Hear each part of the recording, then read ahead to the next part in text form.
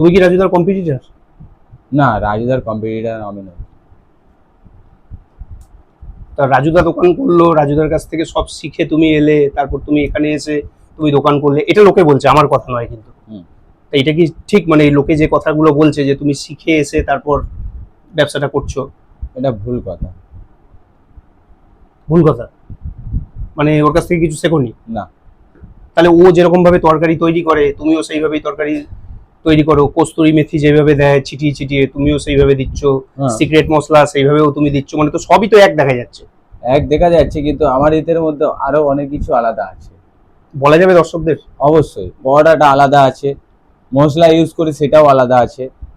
যেরকম মানুষের যে ভালোবাসার জন্য যেটা মুখে লাগবে সেটা ঘি দিয়ে আমি এটা স্টাইল করি, অনেক সময় তোমরা দেখবে। আচ্ছা, ঘি দিয়ে এক্সট্রা অ্যাড করো, ওই ঘিটা কি সবার সামনেই দাও তরকারির উপরে, না মাঝে মধ্যে দিতাম।